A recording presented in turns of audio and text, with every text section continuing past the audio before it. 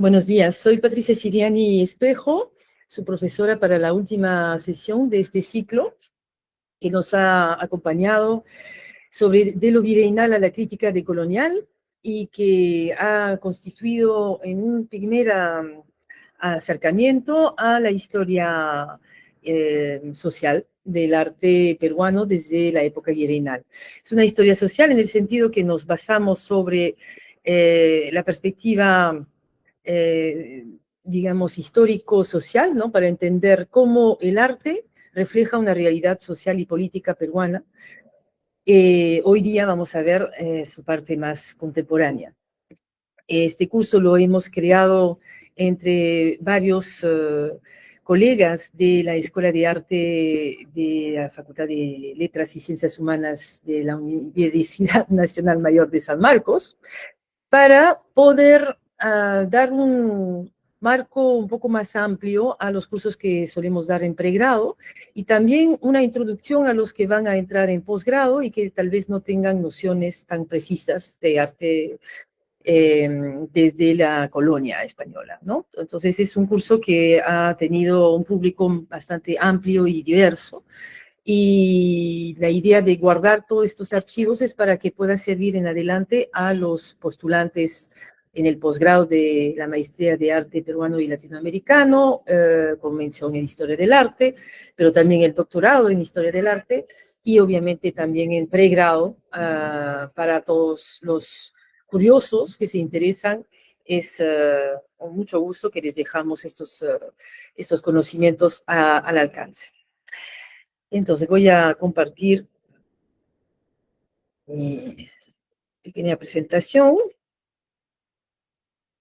Hoy día les voy a presentar 8 artistas, entre muchos, que tratan de las representaciones, o desde las representaciones más bien, cómo resistir y cómo tratar de cuestiones de mestizajes diversos, heredados de la colonia española, pero no solamente, de diferentes influencias europeas, norteamericanas, y también japonesa y china y africana. Entonces, todos estos mestizajes que hace el melting pot peruano, esta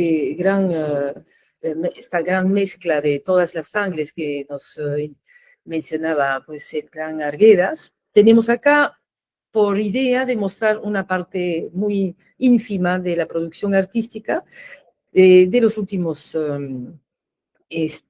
vamos a ver, entre 30 años, dependiendo de qué etapa de la carrera de cada artista pensamos. Vamos a ver, intentar primero conectar las nociones que han visto ya hasta ahora, ¿no? Con sus profesores. ¿No se puede compartir la pantalla?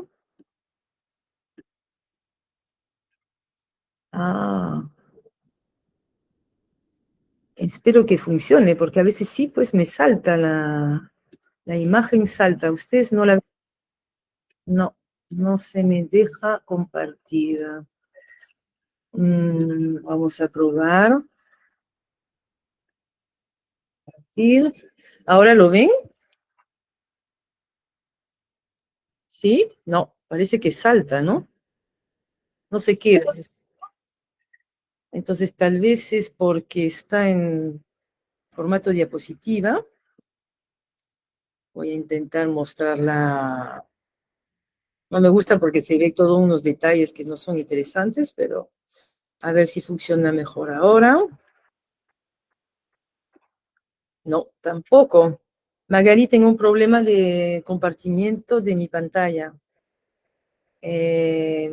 Entiendo que es Google Meet el problema, no el hecho que tú seas la anfitriona, porque me ha pasado en otras instancias de seminario de tesis y no sé por qué no se fija el PowerPoint.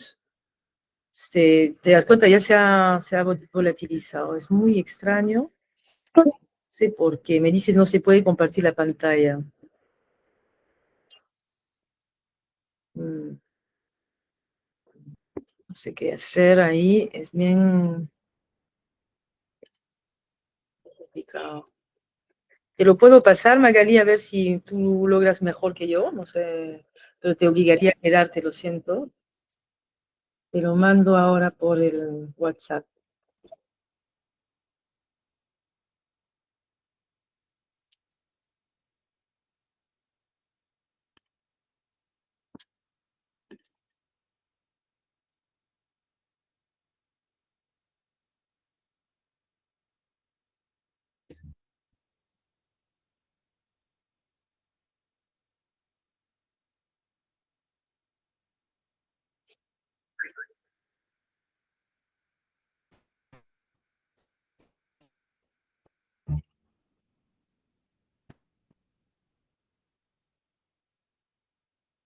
Ya, ya te lo mandé.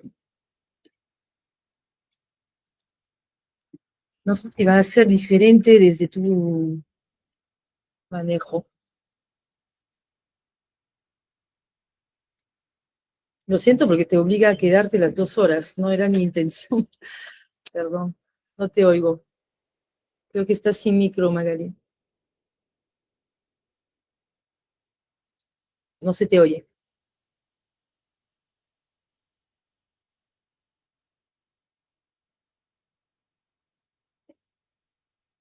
No, no se te escucha.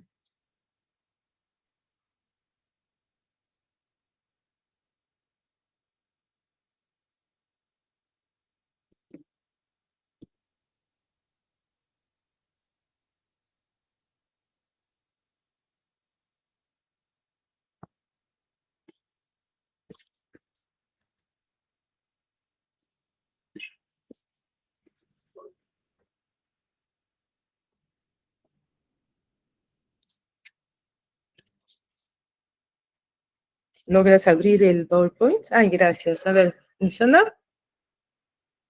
Sí, se te ve tu WhatsApp. Acá no se ve el PowerPoint. Ya. El problema es que si se ve a través de tu escritorio, se ve menos bien las imágenes. ¿No podrías presentar el PowerPoint como una pantalla aparte? Bueno, vamos a ver. Y hay que poner ocultar, por favor, en el...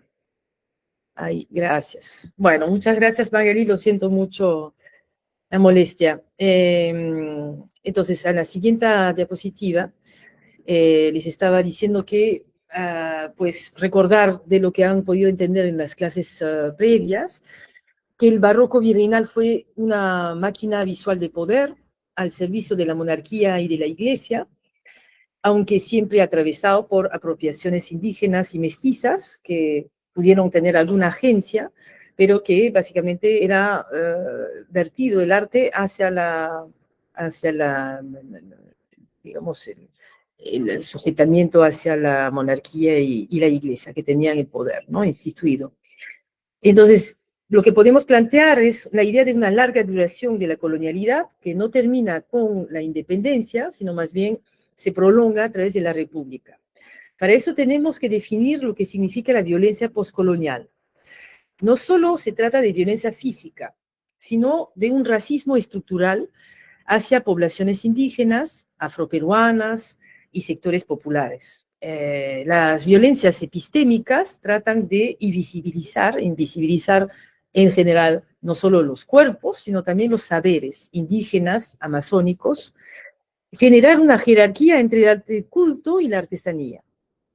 Han podido entender con los cursos de Magali Laván, ¿no? Que el arte popular es tanto arte como el arte vertido hacia los monarcas y la corte, pero esta indistinción no existe hasta final del siglo XX.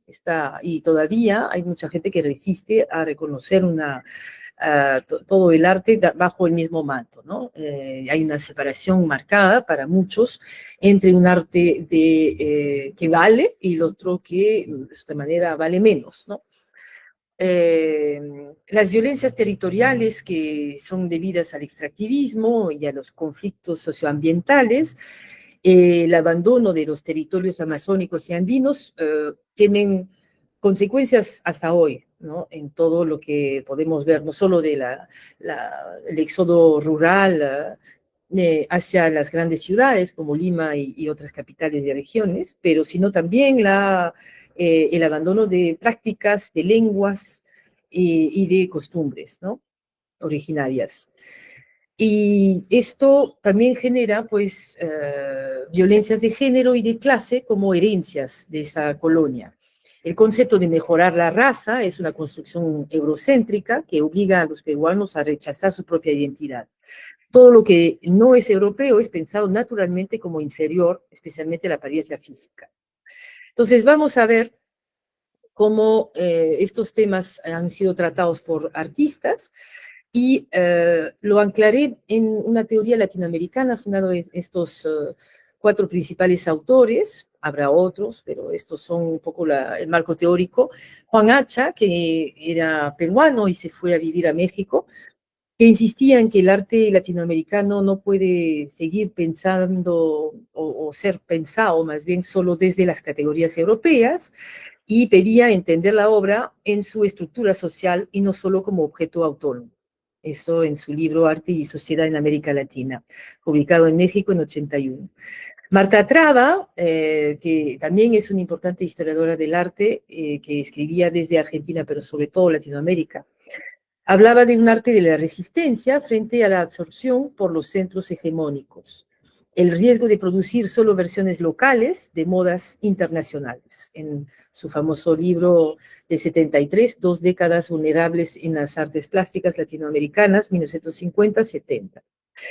Ticio Escobar, crítico y curador del arte de Paraguay, desmonta 2 mitos, el de un arte universal y el de un pueblo puro. El arte popular latinoamericano para él, en este libro sobre todo, el mito del arte y el mito del pueblo, que publica primera vez en 86, Cuestiones sobre arte popular. Para él, el arte popular es un campo de disputa donde se cruzan dominación y resistencia. Y finalmente el argentino Néstor García Canclini, que se fue a vivir a México, en su famoso libro Culturas híbridas, estrategias para entrar y salir de la modernidad, en 89, proponía pensar nuestros contextos como híbridos, como formando de tradición, modernidad y cultura de masas que se entrecruzan y donde se juegan también las luchas simbólicas. Entonces, con estos autores, en el fondo, veremos hoy día 8 artistas que no solo tratan el tema de la violencia, sino que desmontan el paradigma eurocéntrico con sus lenguajes, sus soportes y sus lugares de enunciación.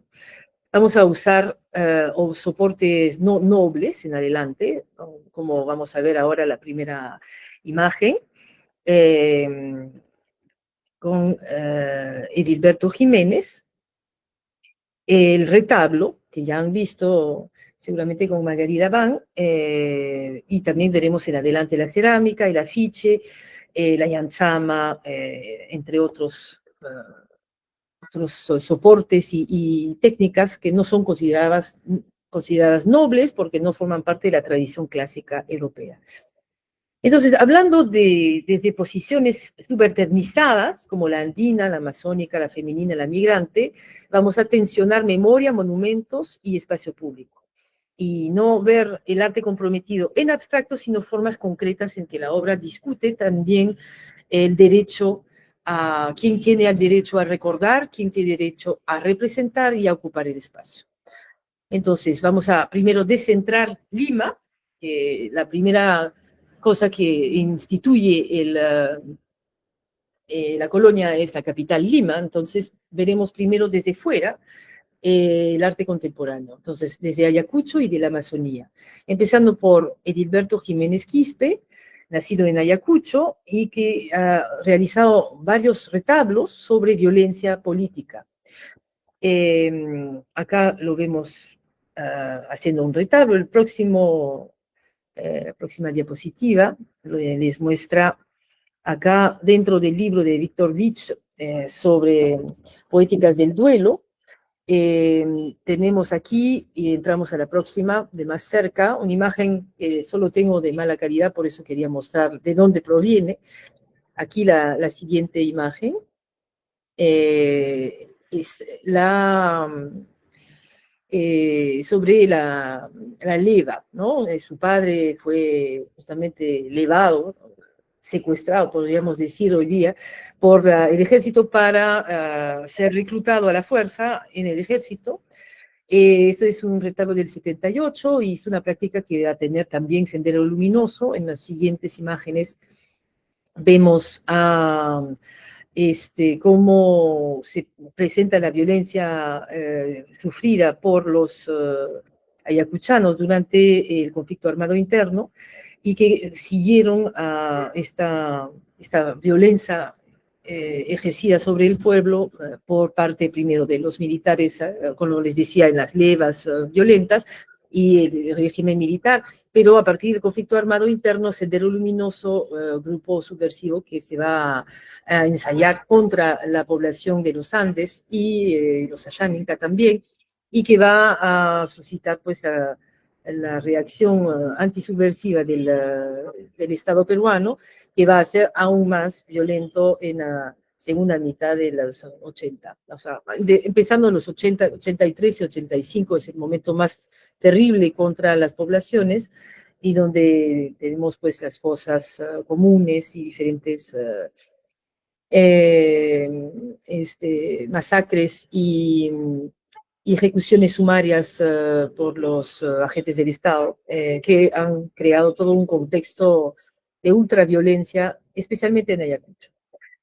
Entonces, Heriberto es a la vez artista, pero empezó como hijo de retallista y de una gran familia de retallistas importantes de Ayacucho, y se ha formado progresivamente en la antropología.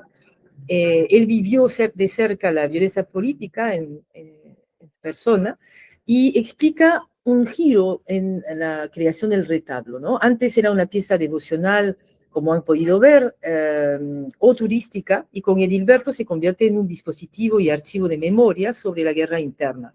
Se muestra retablos sobre masacres, desplazamientos, duelo.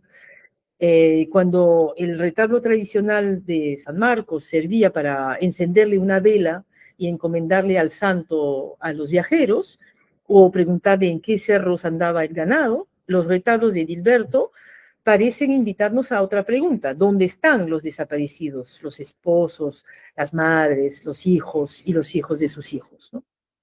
7 retablos, en realidad son muchos más, pero eso es parte de una exposición que se dio. En el instituto, están custodiados en el Instituto de Estudios Peruanos, en Lima, y ahí se muestra cómo fue la guerra, ¿no? Ha transcrito testimonios recogidos, de modo que el retablo deviene pues como un libro de testimonio. La escena que vemos acá son pues,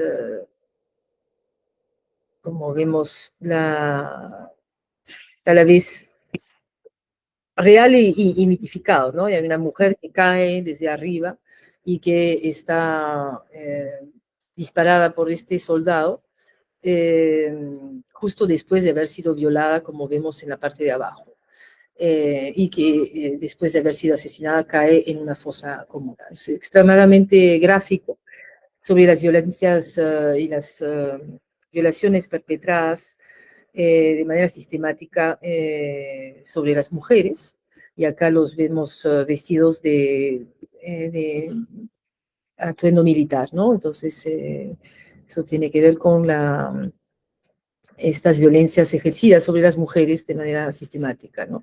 Esto lo ha plasmado en un libro, Chungui, Violencia y Trazo de Memoria, que ha devenido un ejemplo de etnografía gráfica de la violencia, ¿no?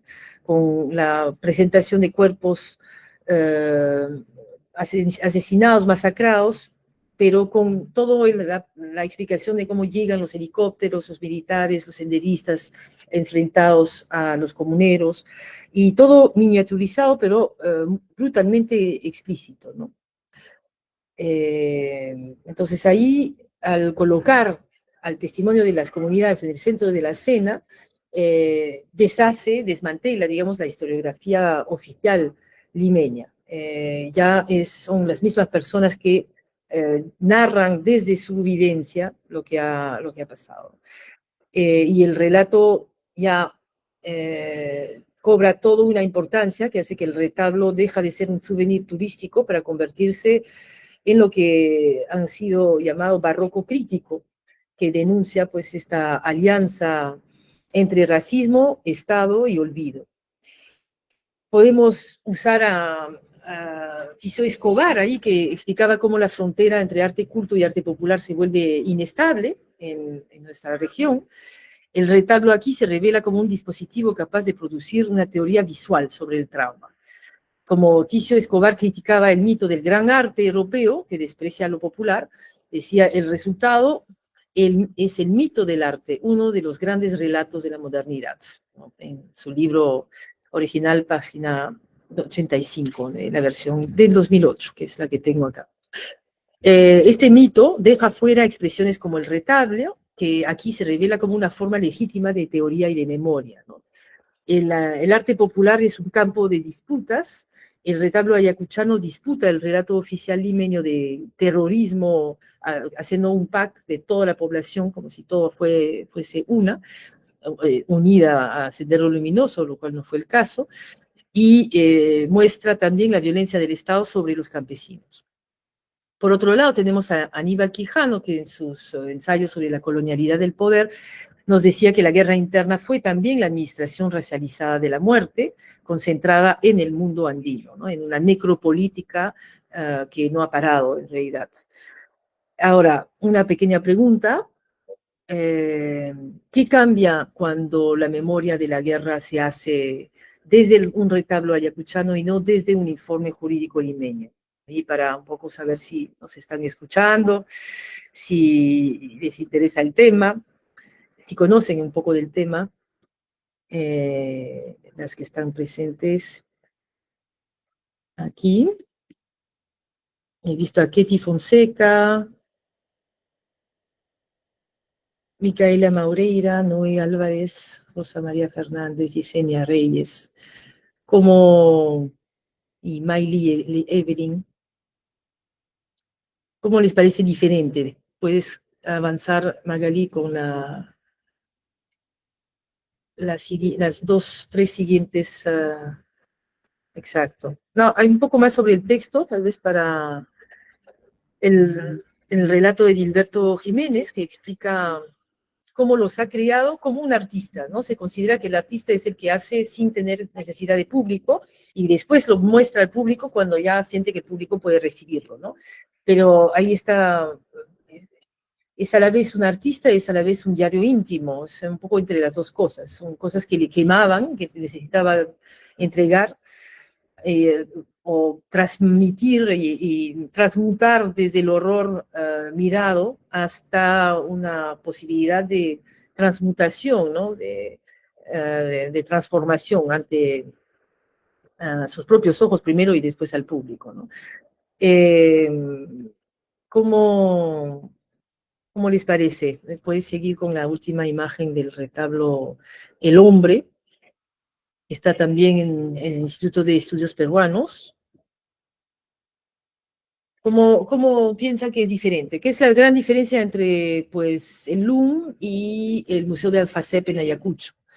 El LUM, que tiene mayoría de textos impresos y fotografías, pero no hay tantas obras creadas así con la voluntad de transmitir el horror. En el Museo de Alfacep ya está un maniquí que representa cómo se ahogaba a los presos para torturarlos y se los colgaba al revés, ¿no? Con una cuerda. Entonces, esta manera de representar, ¿cómo les parece? ¿Les parece igual? ¿Sí? ¿No? ¿Puedes hablar? Creo que todo el mundo, ¿no? ¿Tiene derecho a hablar, Magali? ¿O tienen que pedir?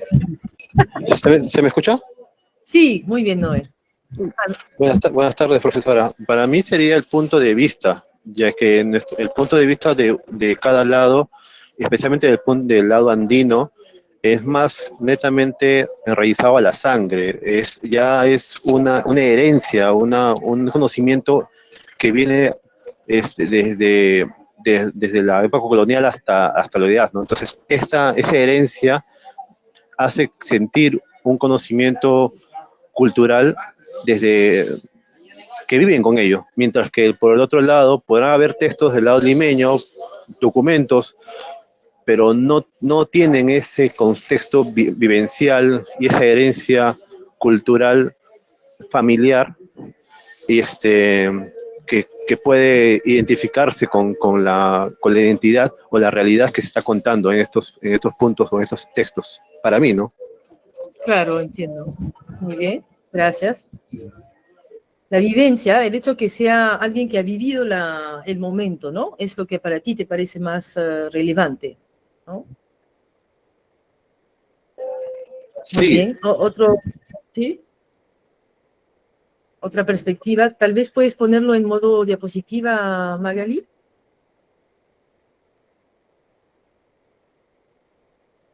Y, exacto, gracias, te iba a pedir.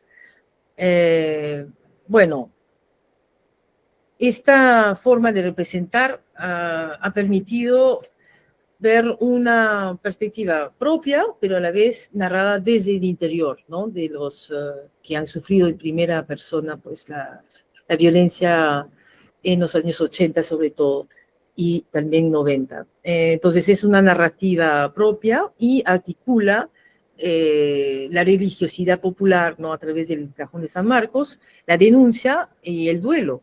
Entonces son tres etapas que están ahí representadas, ¿no? Entonces un barroco crítico que interpela al Estado y a la vez a Sendero Luminoso, a todos los que los han violentado, ¿no? Ahora quisiera mostrarles otro artista en la Amazonía que nació en Iquitos y que presenta una Amazonía a priori en estas primeras imágenes que bastante alegre quieta y bonita, pero que en realidad revela más complejidad, especialmente estas piezas que muestra en la serie Flora Amazónica. Eh, estas planchas vienen de un dibujo, ¿no? De planchas de herbarios, de la original de la colonia, es muy exótico, de hecho, es este tópico amazónico que tal como lo explicaban los viajeros, que son dibujos consignados como parte del archivo clasificatorio de la Real Expedición Botánica del Nuevo Reino de Granada, que llevó a cabo la corona española entre 1783 y 1816, que son más de 20.000 pliegos de plantas secas, 7.600 dibujos de gran valor artístico y científico, ¿no? Son láminas botánicas, clasificadas bajo el sistema de Linneo, es decir, siguiendo todo el método racionalista enciclopédico de la ilustración, ¿no? En este caso francesa, con Linneo. Pero estas imágenes son el referente principal. Ahora, lo que hace es usar estas plantas y integrar ahí fotografías, son collages digitales a color, ¿no? Pero imágenes realizadas con base a una superposición de fotografías y que representan pues, a cuerpos andróginos, muy sexualizados, como vemos acá con las múltiples, los pezones acá a la derecha, y esta mujer que sale de esta flor transformada en la idea de múltiples senos de mujer, y en el centro la representación, pueden ampliar, saben, con el Google Meet, pueden ampliar la imagen, mujeres que se representan tal como en una discoteca se presentan o delante de un muestrario de prostitutas en un bar nocturno de Iquitos. Entonces, una hipersexualización, cuerpos hipermaquillados, cuerpos andróginos, una referencia al entorno nocturno, que se mezclan con la flora, y la flora más científica, además, con este pseudocientifismo del siglo XVIII, que buscaba encontrar los orígenes de las plantas y sus evoluciones, ¿no? Que ha dado pie a la teoría de la evolución, pero mezclado con un ambiente de prostíbulos es justamente una manera de despurificar, ¿no? De quitar, romper con esta imagen folclórica verde y pura de la Amazonía, construida para el turismo y para el imaginario limeño, y bueno, internacional, porque en realidad el turismo es masivo internacionalmente, ¿no? Con un gran turismo sexual, ¿no? Que se conoce. Entonces ahí nos muestra una Amazonía que no es un jardín exótico para miradas blancas, podríamos decir, sino ciudad mestiza, sexual y política, que tiene toda una cuestión política bien marcada, ¿no? La selva ya no es un paisaje pasivo, sino es sujeto que devuelve la mirada, mira de vuelta, ¿no? A todos los que la han mirado de manera, con una mirada extractivista, ¿no? Si puedes seguir con la siguiente. Gracias. Esta es una cultura híbrida en el sentido de García Canclini, donde se mezcla lo indígena, lo urbano, lo kitsch, la cultura de masas, pero no de forma neutra, sino como un campo de lucha simbólica. Entonces acá muestra también de manera general la Iquitos urbana, queer, llena de mezclas de bares, de travestis, y vamos a ver la siguiente imagen. Con esta idea de, acá vemos una representación compleja, todo una representación de la Amazonía. Me voy a centrar nada más sobre este personaje en el centro que tiene como una máscara de bufeo rosado, que hace alusión a las violaciones de mujeres por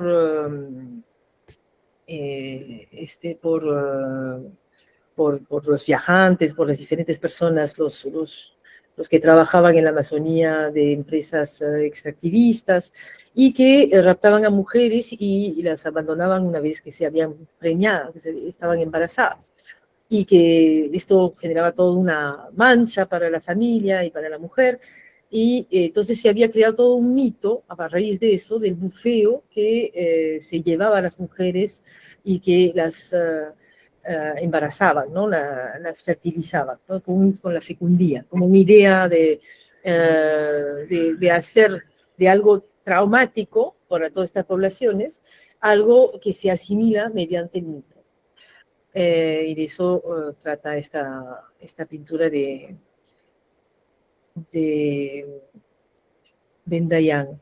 Otra obra pictórica de otra parte de la Amazonía, en el pueblo Huitoto, Santiago Yahuarcani, en Memorias del Caucho, o sea, en sus diferentes obras sobre las Memorias del Caucho, muestra una pintura que se adapta a diferentes pigmentos y diferentes materias que usa desde la Amazonía y los adapta a una crítica social en donde a la vez aparece, para alguien que no entiende tanto, ve unas imágenes, digamos, bastante complejas, pero trata de los espíritus del caucho, en realidad, que es como la vuelta después de décadas, ya más de un siglo, ¿no? de explotación del caucho y a la par explotación violenta de la población. Y para poder justamente hacer uso de esta memoria ancestral de su familia y todo su pueblo, usa la yanchama, que es esa corteza batida, que es un soporte tradicional amazónico, y lo usa para pintar la memoria del genocidio cauchero, ¿no? Con asociados a relatos míticos huitoto. Son espíritus que recuerdan la explotación de indígenas por las empresas caucheras y todo este capitalismo temprano que arrasó la Amazonía está ahí representado, recordándonos o creando un archivo del terror que no existe, pues. Es justamente lo que se puede ver en la segunda planta de nuestra facultad. Ahora si van al lado derecha de la entrada, hay una muy buena exposición del Centro de Amazonía de Antropología Aplicada al Perú, el CAP, dirigido por Manuel Cornejo y que ha sido curada por María Eugenia Illa, profesora de nuestra maestría, podrán ver una importante exposición que justamente relata desde 2014, que va circulando, itinerando, que muestra el Putumayo, que fue un momento particular de masacre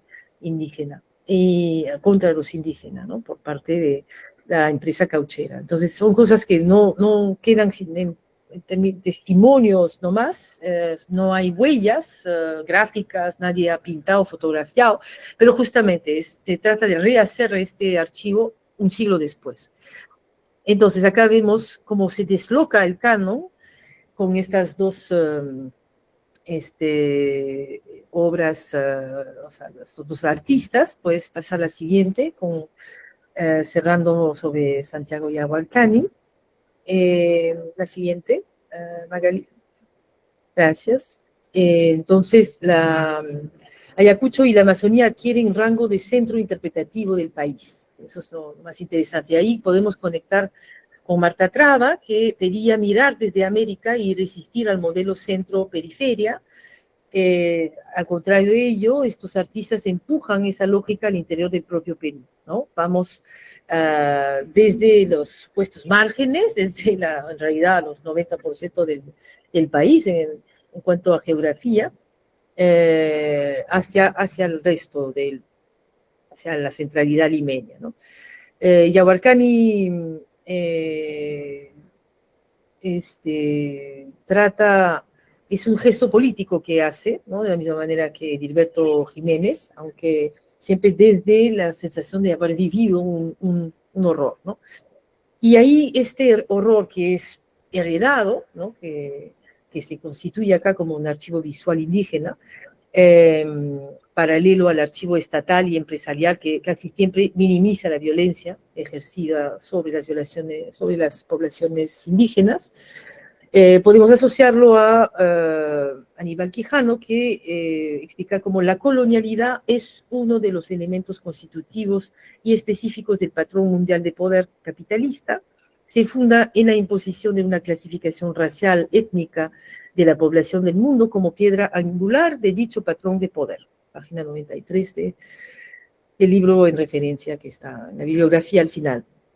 Entonces, esta economía del caucho pues, es un caso extremo de la colonialidad del poder, donde se ha clasificado racialmente a los cuerpos amazónicos como mano de obra desechable y se ha destruido de territorios, cosmologías, todo un universo, múltiples universos, y a la par culturas enteras con sus lenguas. Esta herida espiritual y territorial está acá relatada, ¿no? A través de una significación, representación de los espíritus de la selva. Bien, ahora seguiré sobre la violencia política más reciente y las memorias en disputa. Primero con Alfredo Márquez.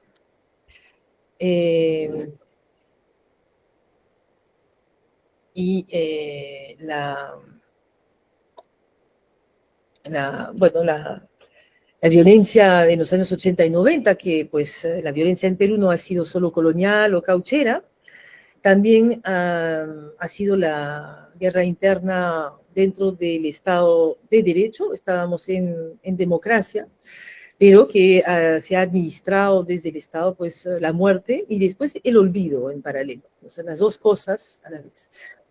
Acá podemos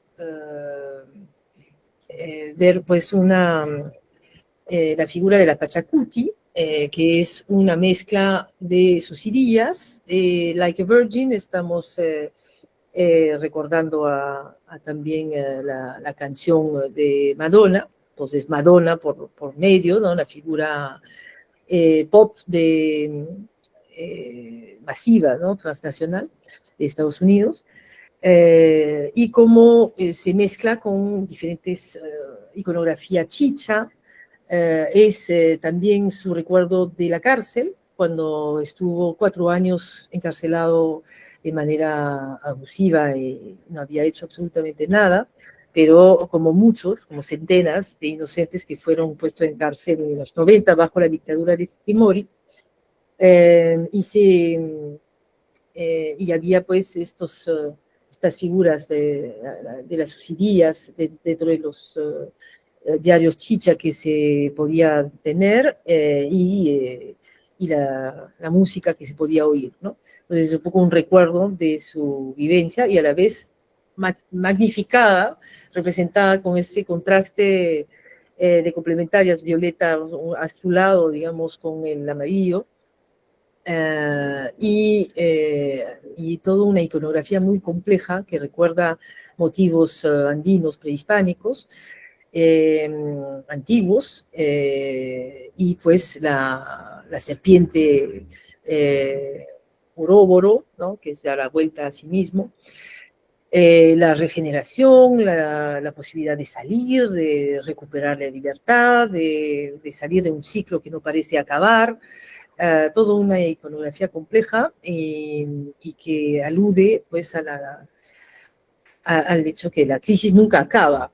Otro término, de hecho, que aprovecho para invitarles a la exposición que hacen los alumnos del seminario de curaduría de pregrado el jueves 4 de diciembre para una semana. Y que se trata así, Uróboro, la crisis que nunca acaba. Que trata de muchos temas contemporáneos de Perú. Entonces, acá tenemos una presencia de un sistema, o sea, se desmonta todo un sistema a través de una imagen que es a la vez atractiva, ¿no? Que nos recuerda lo que decía Acha sobre el sistema de producción artístico-visual, ¿no?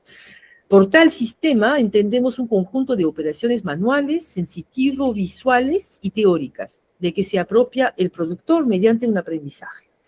Es un libro del 79. Pero es de eso que trata acá con Márquez, ¿no? Se ve un sistema expandido, no solo vemos una obra aislada, sino una red de diferentes penetraciones, con penetraciones de múltiples interferencias de culturas y de la cultura popular, la cultura más antigua, que no necesariamente era culta, no sabemos. En todos casos, lo que nos ha llegado es los mejores tejidos chancay o demás de la costa, que nos quedan como unos residuos de culturas que mitificamos a la distancia, pero que probablemente también tenían su lote de grandes violencias estructurales, ¿no? Entonces, el carácter decolonial acá es como toma la imagen oficial, ¿no? de una vedette en pleno momento de la prensa chicha y se impone sobre la cultura peruana antigua, de la cual en la cual podemos proyectar un poco todo lo que queremos, ¿no? Y es un poco ese choque de que reconvierte esta historia propia de la historia del arte antiguo en algo que se reactualiza cada vez mediante un conocimiento cada vez más desenfadado, podríamos decir, ¿no? Y con más distancia y menos seriedad, ¿no? Como este uso de las subsidias. Ahora, con la siguiente imagen, bueno, un poco de explicación del archivo militar, eso es más para otras obras de Alfredo Márquez. Pasamos a Maya Watanabe, que es una artista peruana que vive en Madrid y que en esta instalación monocanal de video del 2019 que se llama Liminal, acá les muestro stills, que son extractos del video, y que ahí presenta pues un traveling sobre la Tierra, ¿no? Eso es decir, tiene una cámara y la va avanzando, acercando a la Tierra, y la Tierra va enfocándose hacia pequeños detalles dentro de la Tierra y volviendo borrosa la imagen. Entonces vamos de lo borroso a lo nítido, sin entender muy bien lo que estamos mirando. Ahí puedes pasar, son varias imágenes. La cámara recorre lentamente la superficie de la Tierra, y poco a poco reconocemos lo que vemos ahora, hay un momento que ya se hace más claro, el anterior es bien claro, y esta también, sí. Estos dientes y el cráneo, con un hueco en el medio que nos hace entender que se trata de una ejecución sumaria. Estos son filmados en fosas comunes del 84, en Ayacucho y Huánuco, y esos son restos de desaparecidos de la guerra interna. Son más de 20.000 que hasta hoy no han sido encontrados. Entonces hay poco a poco unos hallazgos. Esto es uno de los hallazgos efectuados por el equipo forense especializado, EFE, que ha acompañado Maya Watanabe durante el proceso de exhumación de restos de desaparecidos del conflicto armado interno en 2 fosas comunes, ¿no? 3 décadas después tenemos como todavía poco a poco algunos hallazgos, ¿no? Que vienen acá, según cada campaña que se puede hacer desde EFE. Entonces acá lo que, si puedes volver a una imagen anterior para tener una de análisis, acá es demasiado claro, ¿no? La anterior, exacto. Ahí, no, una anterior más, exacto, por ejemplo. Ahí hay un casi no ver. Nos obliga a estar mucho tiempo frente a la Tierra, a mirar de muy cerca estas imágenes, antes de poder descubrir que ahí hay cuerpos. Y es lo que pasa también con estos equipos de arqueólogos forenses, ¿no? Que lo que hacen es hallar cosas entre lo invisible. Es justamente lo que pasa cuando se cubre la violencia, ¿no? Representar la violencia es muy difícil, sobre todo cuando todo el aparato de Estado mediático intenta encubrirlo, encubrir la violencia, encubrir la verdad y taparlo bajo el olvido. Entonces, ahí estamos somados a tener deseo de ver, porque no basta con que esté presente los cuerpos, sino que hay que querer verlos. Y, y ahí nos recuerda, puedes avanzar tal vez, cómo García Canclini explicaba que las políticas de memoria en sociedades híbridas, donde conviven discursos oficiales, prácticas comunitarias y lógicas mediáticas de dinero, ahí en el medio de todo esto la obra de Watanabe interviene, ¿no? en este espacio. Las luchas por la memoria son también luchas por el modo de representar lo ocurrido, decía Canclini, pues es eso, ¿no? También con Ticio Escobar, ¿no? Su preocupación por las frases calladas, las palabras prohibidas. Acá son las fosas, las que son el discurso oficial o sea, las que son un texto, digamos, que el discurso oficial no quiere nombrar, más bien. Ahora les haré una pregunta. ¿Qué gana y qué pierde la memoria de la violencia cuando se trabaja desde una estética, no anterior, gracias, una estética minimalista y contemplativa, por ejemplo, como el Liminal? Ahí vamos a volver un poco antes para ver una imagen muy, muy contemplativa y muy bella, digamos, ¿no? Exacto, exacto, esta o la anterior. Sí, acá es bello, digamos, ¿no? Vemos figuras sencillas, simples, colores atractivos, una enorme pantalla que también el formato hace mucho para que sea, que se vuelva inmersivo y que nos dé ganas de estar enfrente, ¿no? Y quedar.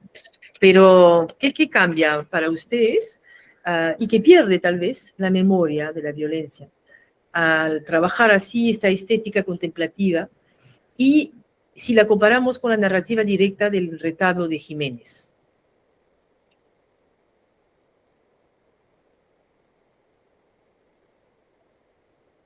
¿Qué opinan cómo ven la diferencia entre estos dos artistas? Si es que la ven o les parece que sienten lo mismo. ¿Hola? ¿Sí? Bueno, en particular yo creo que en esa imagen, por ejemplo, que se está mostrando, se nota más un distanciamiento, como si nos apartáramos totalmente de ese contexto. A cambio, en la obra, que se presentó en el retablo, pues la realidad es muy evidente, ¿no? Es prácticamente difícil que puedas ignorar algo así, ¿no? Y pues te sumerge más en ese contexto, te preocupa realmente lo que está pasando, no se embellece tanto como en este caso, ¿no? O esa sería mi opinión. Muy bien. Y cuando se embellece, ¿te parece que pierde algo la violencia, la memoria de la violencia pierde o gana? ¿Cómo lo ves? No, yo sí veo que se pierde bastante, porque por lo menos para nosotros los peruanos es como si lo viésemos como algo irreal, ¿no? Entonces, sumaría al olvido, dices. Sumaría a la política Exactamente, de olvido. Ya. exactamente. ¿Alguna otra opinión?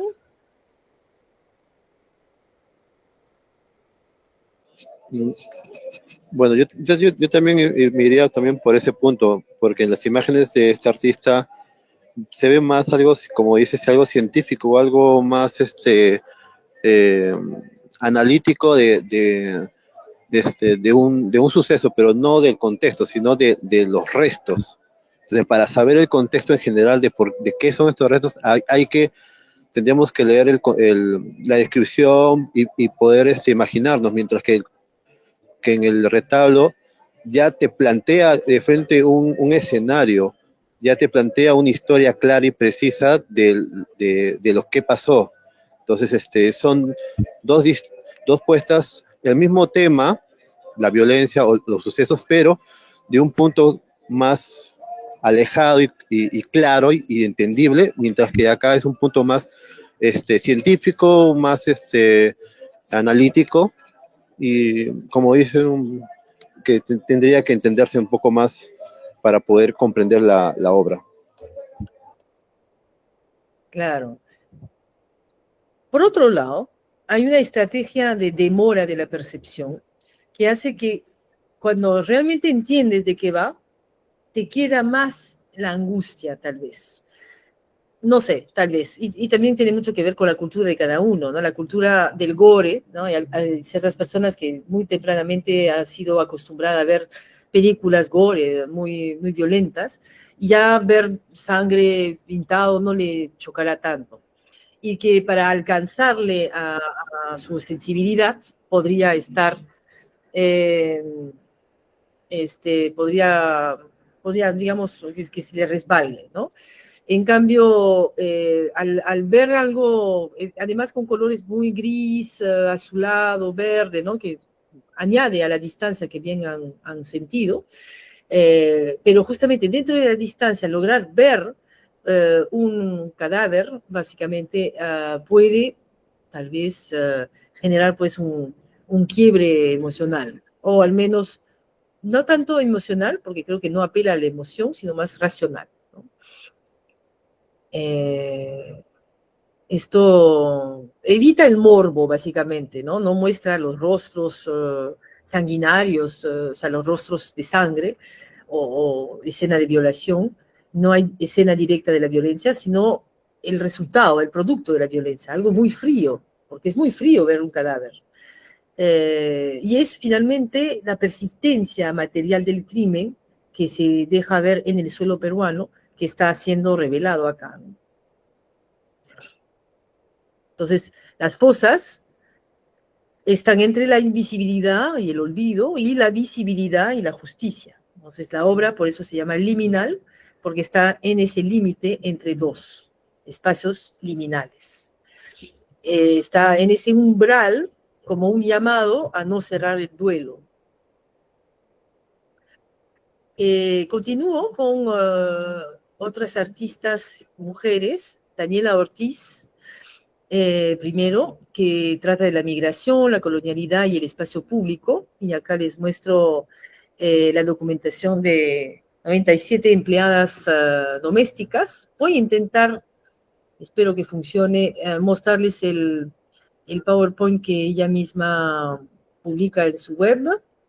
Porque se ve mejor las imágenes y que son muchas. Y la idea es no tanto ver una, sino entender la multiplicidad, que es parte del proyecto, ¿no? De hecho, se llama 97, indicando que estamos ante muchas que podrían ser miles en realidad.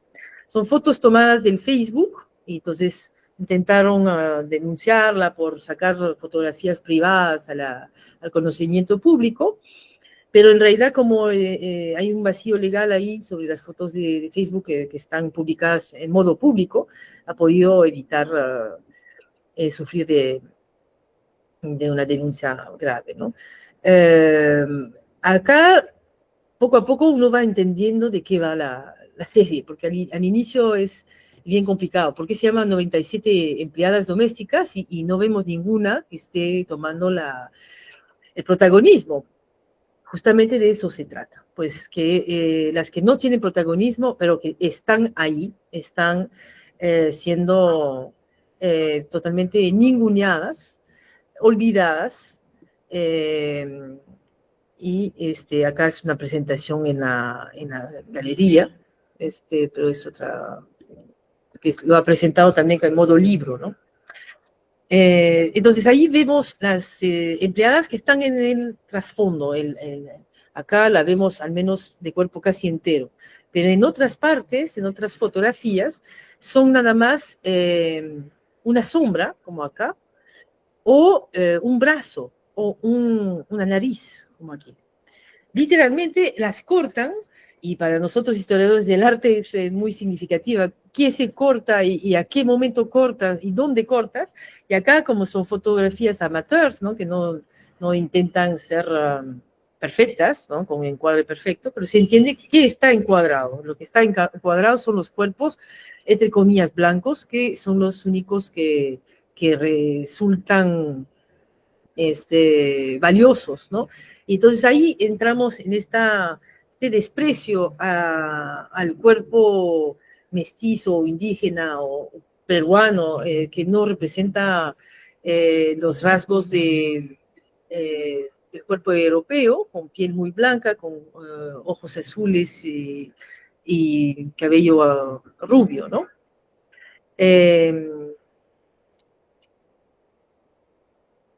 Entonces Ortiz señala la resistencia que se trata de hacer, ¿no? Y invocar al cuerpo migrante, racializado, femenino.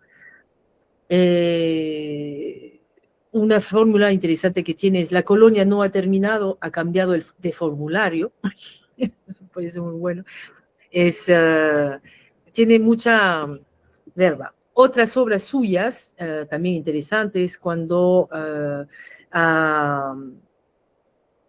se ha presentado ante los... voy a parar de compartir, puedes volver al PowerPoint. Voy a intentar yo con mi PowerPoint, ¿no? Ok, gracias, María. Gracias, Magali.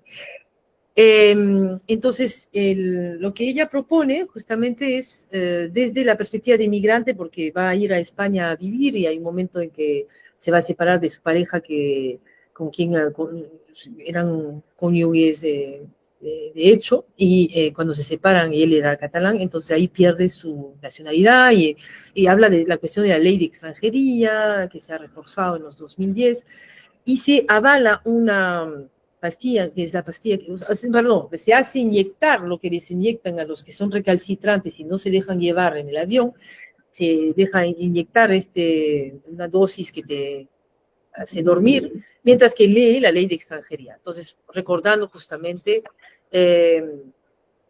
la relación a la historia colonial española, la violencia administrativa contemporánea, contra los migrantes, con todos estos formularios, sellos, banderas, uniformes, todo lo que genera una distancia entre los, por ejemplo, peruanos, pero también ecuatorianos y la metrópolis de España hoy día, ¿no? Entonces aquí enfrenta la dependencia cultural, que es aún vigente, y podríamos usar a Marta Traba con su arte de la resistencia, aunque Marta Traba, trataba específicamente de pintura modernista, ¿no? Después pasamos a Natalia Higuinis y Claudia Coca. Natalia Higuinis tiene este cartel que hizo con su pareja de entonces, se me fue el nombre, que acaba de morir, Venturo. Sandro Venturo.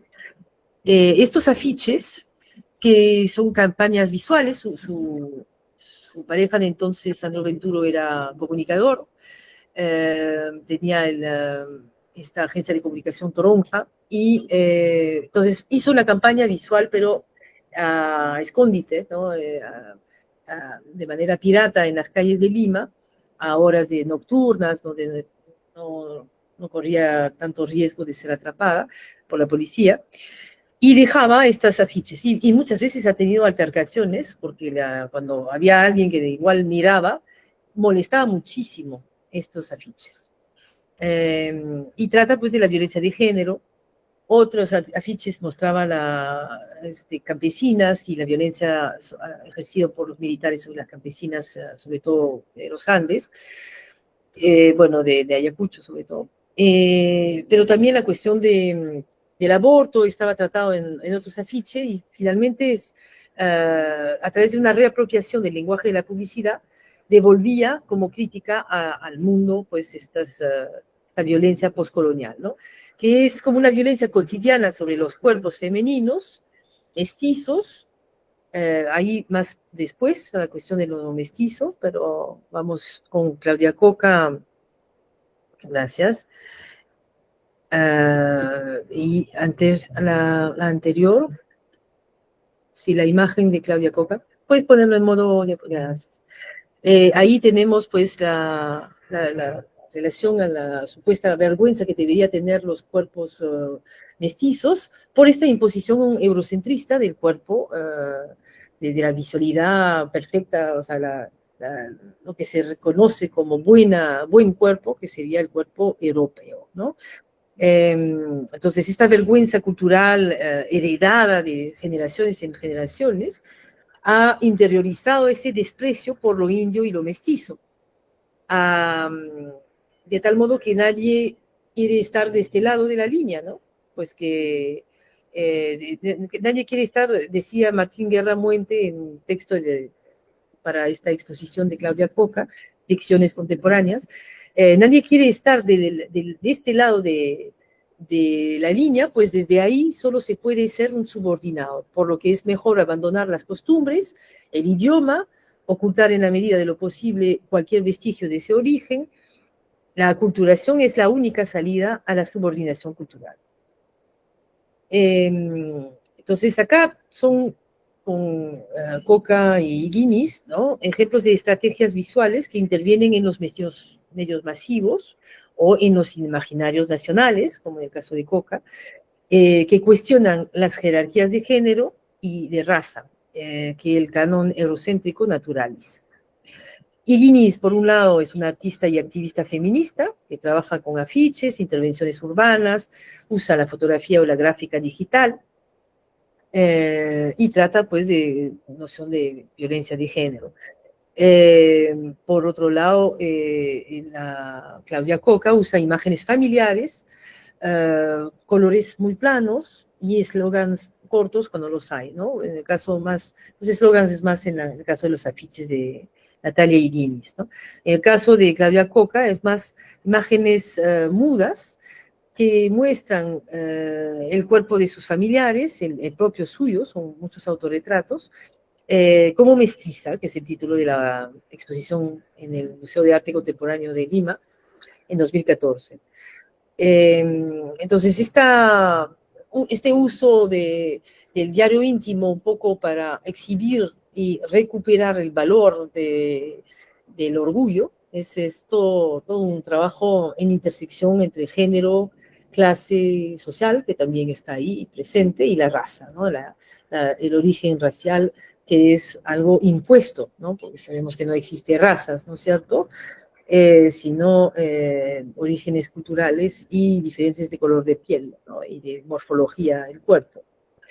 Los cuerpos femeninos que muestra Claudia Coca está atravesada por la violencia económica, por discursos conservadores, por normas patriarcales que son heredadas de la colonia. Entonces ahí tenemos todas estas ideas, están también en el afiche de Natalia Guinness, que pone en cuestión la jerarquía entre obra única e imagen políticamente reproducible también, ¿no? Con Claudia Coca es la autoimagen, el racismo y el blanqueamiento, que son estas, están, es un poco, nos hilan un discurso entre todas estas obras. Esta serie mestiza muestra el cuerpo suyo analizado desde parámetros raciales, ¿no? Trabaja con la piel, el cabello, los rasgos faciales para evidenciar esos mandatos del blanqueamiento, ¿no? La aspiración a mejorar la raza. Es una expresión abominable. El rechazo a ciertos rasgos indígenas o afrodescendientes también están presentes, ¿no? Y esto nos recuerda, pues, lo que decía Quijano en su idea de la colonialidad del ser. No solo se domina el trabajo o el territorio, se jerarquiza quién es considerado plenamente humano. Esto que lo que hace Coca es hacer visible la colonialidad en la intimidad del cuerpo y la autoimagen cotidiana, en el espejo, en el salón de belleza, en los comentarios familiares, ¿no? Todo esto es una micropolítica en donde se sigue atacando a la mujer desde de su lado mestizo o el simple hecho de ser mujer, ¿no? Y que está culpada por ello. Entonces ahí el cuerpo mestizo en el Perú deviene un campo de fuerzas, un lugar de choque entre el deseo de aceptación social y la memoria racializada. Esto, no sé si les parece, ¿cuál de las dos artistas, Ilinis o Coca, les parece que les hace más entrar en la voluntad de sumarse a la pelea, ya tal vez, ¿no? De querer reivindicar. ¿Cuál es entre las dos plásticas, que son muy diferentes, pueden tener más acercamiento personal? ¿O cuál les convence mejor? No sé.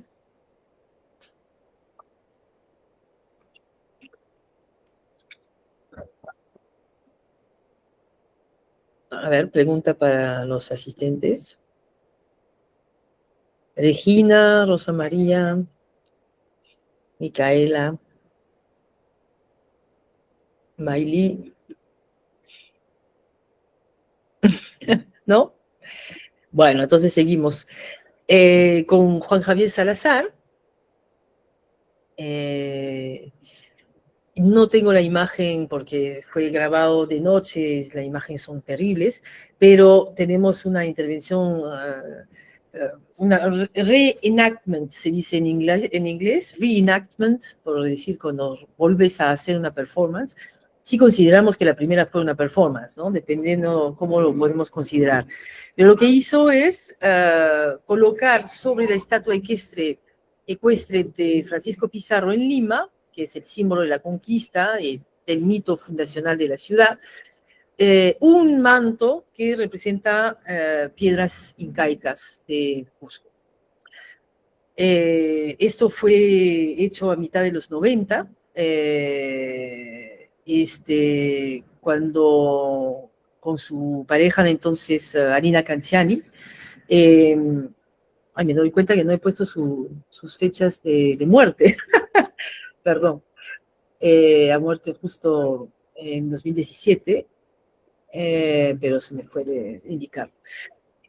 Justo el año en que ganó que entró a la consagración internacional, ¿no? Porque representó al país en la Bienal Internacional de Arte en Venecia, en el pabellón peruano, con una curaduría de Rodrigo Quijano, que dimitió porque justamente se le impuso este telón de fondo que no era original. Este telón, pues, el original era para cubrir la estatua ecuestre de Pizarro. Acá lo hace sobre otro monumento, que los hay muchos en Sudamérica, y que nos permite ver, pues, la posibilidad de replicar en realidad este trabajo en muchos sitios. Acá es en Cali, ¿no? En una bienal de un evento sobre la performance en Cali. Estoy viendo la fecha, es 2014, 14, si no mal recuerdo, o 15. Sí, faltó poner la fecha. Entonces acá es una intervención, el conquistador, el conquistado, donde envuelve la estatua con una funda de tela impresa. Además, se ve que es impresa, entonces hay un carácter muy chicha, digamos, ¿no? De la tela impresa que en Perú, con gamarra, tiene toda una producción bien accesible. Y de un muro inca, ¿no? Inspirado en la piedra de los 12 ángulos de Cusco. Eh, entonces, es una operación acá sencilla y potente, donde queda literalmente cubierto, pues, este conquistador, y se invierte la jerarquía visual. Ya no es el Inca debajo del caballo de Pizarro, sino Pizarro envuelto por el muro andino, ¿no? Eso es la idea del artista. La tela ha sido una de sus obras recurrentes, que lo va a usar también en ropa y otras piezas, e insiste en la presencia obstinada de la piedra inca en la vida cotidiana.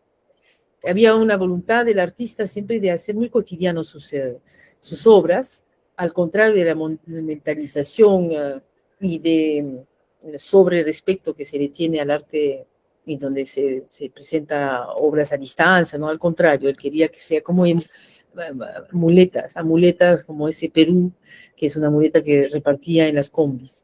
Pueden ver todo esto, hay mucho material en YouTube, sus entrevistas son lo mejor, me parece, de su obra, cuando explica su visión del país, es imperdible y es infinito, puedes escucharlo, dura mucho tiempo. Hay una presentación en la Exculpable que es fantástica, un lindo local de Barranco de los 2000. Entonces, hay muchas maneras de acceder a Juan Javier Salazar, a pesar de que ha muerto, ¿no? Infelizmente.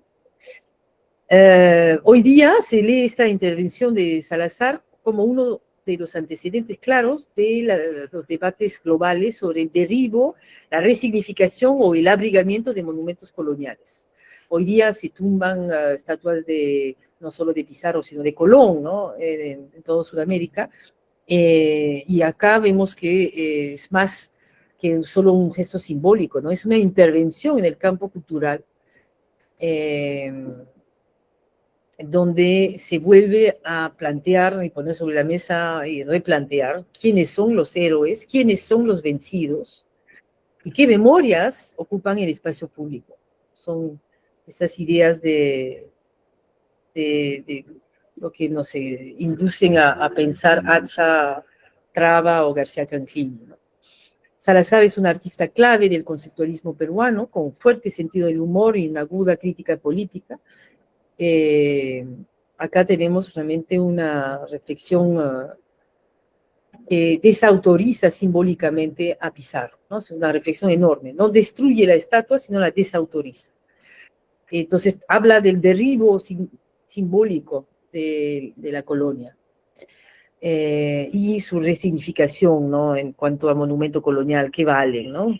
Ahora les preguntaré, ¿qué les parece más radical? ¿Derribar la estatua o envolverla como hizo Salazar, además de manera muy escueta, subrepticia, de noche, sin que nadie pueda realmente verlo, ¿no? Porque era realmente una ocasión, casi una operación de prestidigitación, decía Rodrigo Quijano, ¿no? De magia, de tener fe, ¿no? ¿Qué opinan? Bueno, para mí colocar el manto con los diseños de las piedras andinas no comparto mucho con el artista, ¿Ya? porque al conquistador yo le entrego, creo que puntos de vista, ¿no? Porque puede haber varios puntos. Un punto de vista sería, yo entrego el manto que representa al Inca, cubriendo, como diciendo, yo me pongo el manto o la piel de mis conquistados. O sea, yo me cubro con tu piel, Yeah. porque te he conquistado. Otro punto, él está parado sobre piedras, o sea, está parado sobre piedras, que la piedra representa al imperio incaico. Lo que podría hacer, ¿no? Es que yo lo veía así, ¿no? una capa es una capa. A pesar que le esté tapando la cara igualito, ¿no? Estás cubriendo. Pero como protesta sería volverlo inca, porque su realidad, ¿no? Pizarro al venir acá, se indigenizar. Claro. Ponerle una corona de indígena, unos aretes indígenas, como vestirlo, que es muy distinto que poner una capa, ¿no? Que tuviera. Podría ser. Pero eso ya son puntos de vista que se pueden tener, y capaz otros tienen más otros puntos de vista. No, por eso pregunto y siempre me gusta tener perspectiva. Es tan interesante si no estás convencido como si lo eres. O sea, que no hay mala respuesta por resumir. ¿Alguien más quiere opinar? Sí, justo lo que me llamó la atención es que, o sea, en su propuesta fue muy respetuoso, se podría decir, con la obra de arte ya existente, ¿no? En este caso, al poner la tela, ¿no? No es tan radical como otros quizás, o por lo menos cuando queremos expresar nuestras opiniones, ¿no? Preferimos a veces ya por la cólera, se podría decir, destruir automáticamente, ¿no? Ya. Pero, qué interesante. Muy bien. Perfecto, pues entonces seguimos, vamos cerrando. Quería la próxima, gracias. Si queremos hacer una breve conexión entre estos casos, vemos que con Edilberto Jiménez y Maya Watanabe vemos la memoria de la violencia en acción de manera muy diferente, pero que ese es el tema.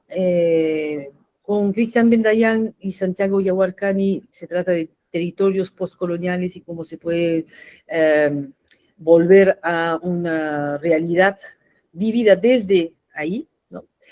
Con Daniela Ortiz, Natalia Guinness y Claudia Coca son los cuerpos racializados, las cuestiones de género que están en cuestión, y con Salazar, pues los monumentos, la ciudad, el mito fundacional del conquistador, ¿no? Todo ello junto va dibujando un mapa donde la resistencia artística se da a la vez en el cuerpo, el territorio, la memoria y el espacio público, ¿no? Entonces vemos que los territorios heridos, Ayacucho, Amazonía, la Lima migrante, los cuerpos marcados, los cuerpos racializados, feminizados, indígenas, migrantes, las memorias en disputa, la guerra interna, el caucho, la migración, los monumentos coloniales, todo esto está en estas obras y son los ejes comunes a muchas otras obras, ¿no? Entonces, hemos visto cómo podemos pensar con Juan Hacha el arte como un sistema de producción, distribución y consumo, no solo como obras aisladas. Esto nos permite entender los retablos, los afiches feministas como parte de un mismo campo de lucha, que está siempre, a pesar de que los retablos pues no están a la vista de tanta gente, ¿no? Están en un instituto de estudios peruanos, donde los intelectuales van a poder verlo, pero poco a poco se va exhibiendo en el LUM, pero igual, son pocos públicos, ¿no? En cambio, el afiche, que obviamente ha sido rápidamente destruido, ¿no? Pero también ha potencialmente tocado a mucha gente en la calle. Y todos esos artistas continúan con la idea de traba del arte de la resistencia, que se enfrenta a la dependencia cultural y a la copia artística de modelos metropolitanos, europeos o de Estados Unidos. Con Ticio Escobar se desmonta el mito del arte que privilegia el canon europeo y coloca lo indígena popular en un lugar subalterno. Con García Canclini la hibridación como condición estructural de nuestras culturas, no como defecto, ¿no? Es ver la hibridación como algo positivo y real y nada necesariamente peyorativo. Nuestras prácticas mezclan constantemente herencias indígenas, coloniales y mediáticas. Y con Quijano, la colonialidad del poder, del ser y del saber son el marco para entender por qué estas violencias continúan y por qué el arte puede ser un lugar de descolonización simbólica. Ahora, la última pregunta, qué tipo de prácticas artísticas les parece más eficaces como resistencia, eh, cómo articular esto con su trabajo futuro en investigación, docencia, curaduría, creación, no sé, dependiendo de si son arquitectos acá o... eh, me gustaría un poco sus respuestas eh, y pues terminar con la bibliografía, Magali. Ah, no, perdón, sí, esto es mi respuesta, perdón, a la pregunta. No, no. Sí, primero me gustaría que ustedes pregunten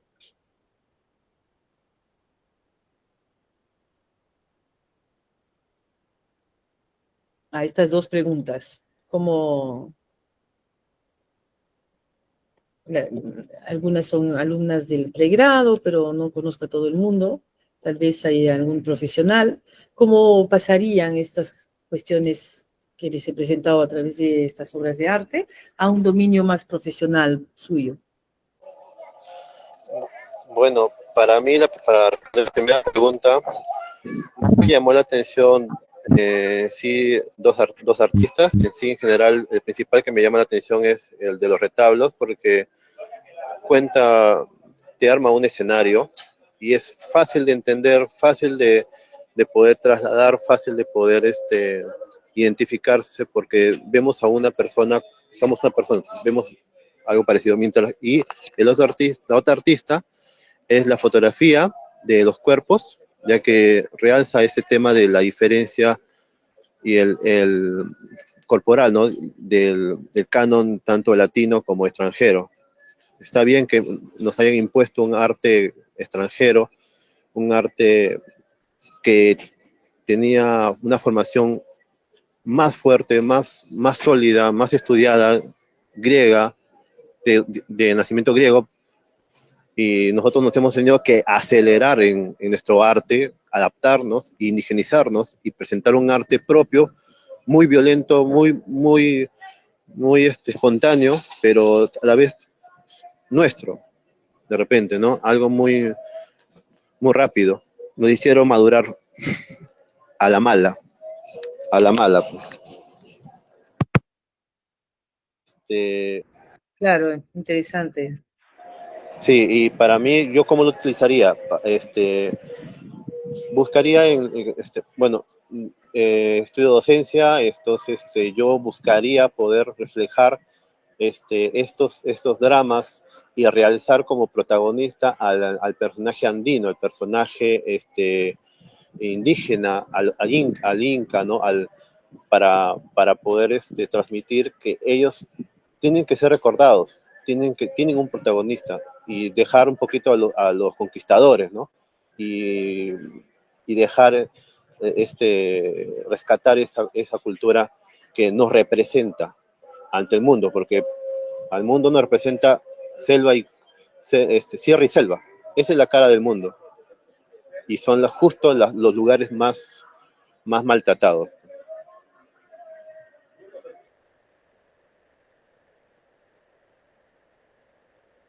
Muy bien, gracias.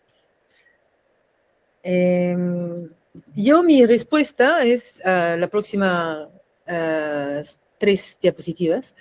Esta obra de Alejandro Jaime, una exposición que le curé en 2012, 13 en realidad, ha sido en Apacho Fierro una manera de derrocar el Palacio de Gobierno. Palacio de Gobierno es lo que vemos ahí representado en esta forma en U a la izquierda, el Palacio en U de Claude Sahu, que después devino el proyecto de Marakowski.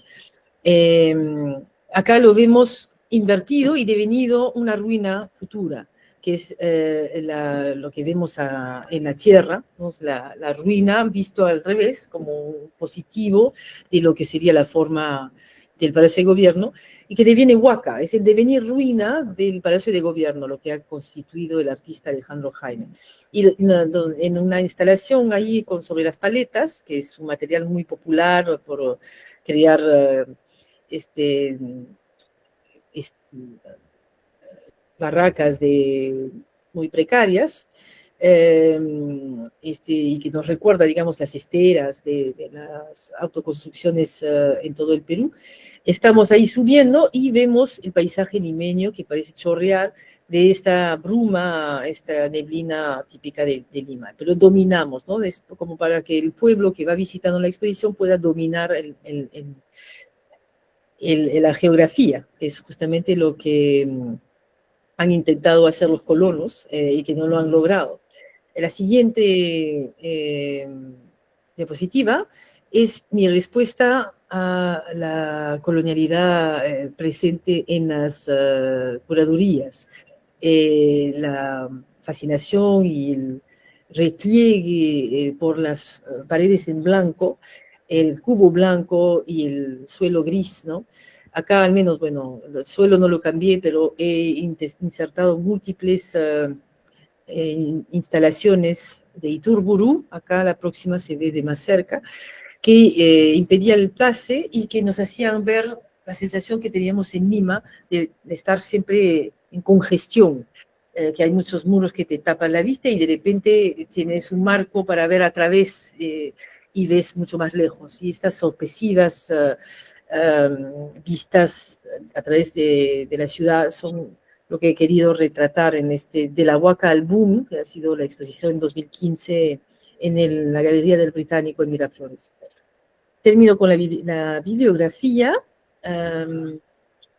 y mi contacto en la siguiente, para cualquier duda, pregunta que tienen, si quieren matricularse en la maestría en arte peruano y latinoamericano, estoy a su disposición. La campaña de admisión para 2026 no va a tardar de empezar y siempre es en enero, febrero que se matricula, ¿no? Pero digamos que ya pueden enviarme sus proyectos anteproyectos de tesis a ese email que les dejo. Y espero que les haya gustado este grupo de 7 cursos. Les dejo en el chat el formulario que he creado para que puedan dar sus opiniones. Espero que sí me deja compartir. Difícil es la vida. Acá esta encuesta de satisfacción y de aprendizaje, en donde pueden dar un poco de retroalimentación, lo que les ha parecido, todo este proceso de 7 cursos. Muchas gracias. ¿Alguna pregunta? ¿No? Hola Patricia, buenas ¿Sí? tardes. Una Hola. consulta. ¿Habrá algún libro relacionado que te cuente la historia ya de lo contemporáneo a partir del tiempo de Dilberto? ¿Estabas mencionando? Hay muchos libros, pero que son Ujú, parciales. No existe ujú. todavía una historia del arte peruano contemporáneo. Eso queda por hacer. Pendiente. Pendiente. Ajá, Pero te puedo sí. recomendar varias cosas. Ajá. Hay mucho más ahora en los últimos 10 años que se ha publicado. Ujú, ujú, ¿Sobre Dilberto específicamente o ujú. sobre qué tema te interesaría para... Sobre el tema que cómo los artistas de tiempos de Dilberto hacia adelante, o sea, han retratado la violencia que sucedió en los retablos, porque hay artistas que retratan matrimonios, casas, máscaras, vivencias, rutinas y entre otros, ¿no? Entonces, ellos en lo general lo van a hacer de esta forma, de su vivencia, ¿no? Del hecho importante que pasó en algún tiempo, ¿no? Mi pregunta va más allá de esto porque va relacionado a cómo ellos ven la vida y cómo lo quieren plasmar para que también en Lima lo vean, ¿no? Porque esos productos que pasaron de ser turísticos se llegan a observar, ¿no? Ahí sí que es más complejo tal vez, porque es la historia social, cultural que te interesa ahí, ¿no? Supongo. Más como se teje una relación entre vivencias en Ayacucho especialmente, o dónde exactamente, en los Andes, Sí, en los Andes. de manera abierta. Am, mm, O no, si gustas, te hago esta pregunta así por correo electrónico y por ahí de repente me puedes recomendar los libros también. tendría que volver a compulsar, porque ¿estás haciendo una investigación o es una afición propia para Es como no es investigación, pero es como una consulta, más que todo como para saber el contexto de todo, ¿no? el contexto en los 90, en los 2000, 2010, ¿de qué En momento? los 90, en los 90. Sobre los Andes respecto a las artesanías, dices, o al retrato de la violencia. Los retratos de la violencia pasados a las artesanías, ¿no? O Claro. sea, visualmente lo vemos, pero, o Hay, sea, escrito. hay varias cosas Ya. que ya tengo a la mano que te puedo mostrar que estaban en mi bibliografía, ¿no? Las poéticas del duelo de Víctor Vich, Imaginando el Perú, que es de Gonzalo Portocarrero, que ya murió, su último libro, de hecho. Estamos en 2020. Ah, no, ese es 2015, ¿no? El último es también sobre retratos de la violencia, del 2024, me parece. Entonces acá tienes bastante. Gonzalo Portocarrero era sociólogo, Víctor Vich es teórico de la literatura, perdón, pero están empezando a taladrar. Y, y tenemos a muchos más, digamos, es que la bibliografía es larga, por eso empiezo por estos dos, pero te puedo mandar más por email, si te parece. Muchísimas gracias, muy amable. ¿Algo más sobre el curso? ¿No, no me deja ingresar? Ah, no, al formulario tal vez no, pero no es urgente, pueden tomar su tiempo para responder a las preguntas. A nosotros nos sirve mucho para evolucionar, para poder hacer mejor la próxima vez. ¿Sí, Mari Evelyn? Profesora, buenas, ¿me escucha? Sí. Sí, yo tenía una consulta. Yo estaba trabajando un poco acerca de los retablos de Gilberto Jiménez y tuve la oportunidad de tener una entrevista con él. Y me acuerdo que entre las cosas que yo le pregunté fue si había más retablistas que tocaban acerca de la violencia política y estos temas, ¿no? Y bajo sus palabras me mencionó que era el único, pero me gustaba saber otra perspectiva, ¿no? Si en realidad es el único o existen más artistas que tocan ese tema, o mejor dicho, retablistas. Esto lo puedes ver en el Museo de Anfasep de Ayacucho. Exactamente retablo no, pero esculturas sobre la violencia hay. Y esto lo puedes ir a aprovechar, ¿no? Es como muy, muy importante ir a visitarlo. Son artistas, sobre todo de la región. La región, como saben, son los mejores artesanos en todo, o sea que es realmente una gran fuente. Vayan a visitarlo en Huamanga cuando vayan, de verdad. Es una ciudad magnífica de todas maneras, vale la pena visitarla, pero el Museo de Anfasep es fundamental. Entonces ahí tienes varias obras en vitrinas, hay varias de todo tipo. Es verdad que Edilberto Jiménez fue el primero en hacer estos retablos y hasta antes de la violencia de Sendero Luminoso y después de la contraparte del Estado, ¿eh? Antes, como les he mostrado, por eso, a pesar que sea una mala imagen, pero no había manera de encontrarla en internet mejor y no he tenido el tiempo tampoco de contactarle para pedírselo. Pero Edilberto ahora vive en Lima y tiene esta web que no funciona muy bien, no tiene, sus imágenes se han colgado. Entonces, por eso que les he mostrado esto. Pero este artículo sobre Gilberto Jiménez de Víctor Vich es bien interesante. Entonces, se les recomiendo 2015. Los dos son de 2015. Estos dos.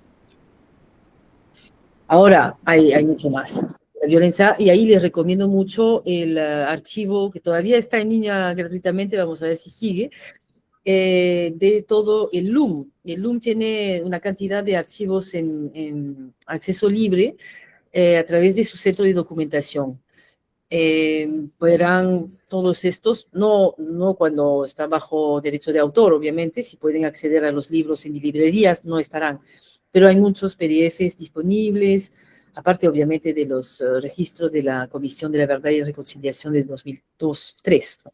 Donde participó Edilberto Jiménez, que era miembro de la CDR. Bien, gracias, profesor. Gracias. Ketty. Sí, profesora, antes que terminen las preguntas, verá, en el momento que usted habló sobre, bueno, mostró, ¿no?, una pintura que se relacionaba directamente con la leyenda de los delfines rosados, me llamó mucho la atención y quería preguntar, ¿cómo así usted se llegó a enterar o cómo se dio cuenta de que estaba relacionado con hechos reales, ¿no?, con la violencia como tal? Bueno, esto es porque lo explica muy bien Cristian Bendayan. Y hay un buen artículo que me doy cuenta que no lo incluí en la bibliografía, pero de Juliana Vidarte, sobre sobre Cristian Bendayan en general, y sobre esta obra a un momento en particular. Les voy a pasar el tema, acá está, se lo paso en el chat. Se titula La actualización de la tradición de representación del paisaje y la flora de la Amazonía peruana en el siglo XXI, el nuevo archivo amazónico de Cristian Bendayan, de la revista eh, Bêtes et plantes en Amérique latine, es el título creo del grupo de textos, y la revista Caravel parece ser, o no sé, pero está en Open Edición, entonces lo pueden ver. Sí, Caravel es el nombre de la revista, parece. Ahí se lo paso en el chat. Que es bien escrito, es una explicación de los cuadros y de las obras en general de Cristian Bendayan. Juliana Vidarte fue la co-curadora, asistente del curador Gustavo Buntix en la Bienal de Venecia, que también Cristian Bendayan representó al Perú en la Bienal Internacional de Arte de Venecia en 2019. Entonces, ahí es que, pues, ¿no?, es un trabajo de largo aliento. Y tienen juntos, ha participado Juliana Vidarte antes de Bufeo, que es el nombre que le ha dado a su asociación, Cristian Bendayan, que en Amazonía tiene pues un rato, ¿cómo se llama? Una balsa flotante en donde reciben artistas y promueven el arte amazónico, y que va en el Amazonas. Entonces, en el río. Van a tener residencias artísticas, se desarrolla mucho con Leslie Tugno y Boris Pretel. Juntos con Cristian Bendayan hemos creado el primer congreso de arte amazónico en la Facultad de Letras y Ciencias Humanas hace ya 2 años, en 2003, y junto con Luisa Elvira Belaúnde, la antropóloga, y Olinda Silvano, una artista muy importante que no he mencionado, porque es imposible mencionar a todos, quería un poco pasar algo de tiempo sobre cada uno, y en 1 hora y media, bueno, 8 está bien. Pero Olinda Silvano casi también representa al Perú, a la Bienal Internacional de Arte de Venecia en 2023 o 24 por la pandemia hubo un desliz, se pasó a 24, a años pares, y representaba justamente a la Universidad San Marcos en el jurado. He votado por ella, pero hubo un empate y ganó Huarcaya, entonces no nos ha representado, pero yo considero que ella es la futura, o sea, es una artista que es patrimonio del país. De hecho, ya es persona meritoria, ¿no?, de la cultura, pero es una gran artista, y también como Santiago Yahuarcani, lideresa de la comunidad Cantagallo de Lima, que implica pues que cada vez que le encargan un mural, convocan 5, 10, 15 mujeres que todas participan y todas cobran del encargo. Es un trabajo increíble que hace Olinda, ¿no? ¿Sí? Aún tienen un mural, no leo nada, en Girón, Cayali, Centro de Lima, ¿sí? Y también en Barranco, el primero en 2014, que se hizo, está todavía en el Jirón 28 de julio. Así que sí, felizmente, ¿no? Con suerte tendremos uno, esperemos, en nuestra facultad. Vamos a ver. Son cosas que son fundamentales, ¿no? Hay que reconocer dónde está el talento y la cultura y sobre todo donde se abre un poco más el espectro de lo que es el arte, ¿no? Y se entiende mejor, se une más ese país tan dividido y fracturado, ¿no? Agradezco a Magali Laván. Justamente. Sí, ¿Sí? ¿me puedes escuchar, Patricia, ahora? Sí, ahora sí. Ya, perfecto. Sí, ¿hay alguna consulta adicional de los participantes? Creo que vamos a cerrar porque ya son casi 2 horas que estamos. Sí, estoy viendo que ya son casi 2 horas. Ya, si no hay ninguna otra consulta, estaríamos cerrando. La profesora Siriani les colocó ahí, y también le he vuelto a colocar un link con relación a la certificación sobre el curso, y a la vez también está ahí la asistencia del día de hoy. Muy bien, les enviaré también por email porque había 150 o 140 inscritos. Muchas gracias a todos, muchas gracias por haber estado en las 7 sesiones, los que han seguido, y pueden volver a mirarlas, estarán colgadas en el YouTube de Letras TV. De momento están en el grupo de investigación Litartmo, y progresivamente ya poco a poco se van subiendo a la red de la facultad. Muchísimas gracias a todas y todos.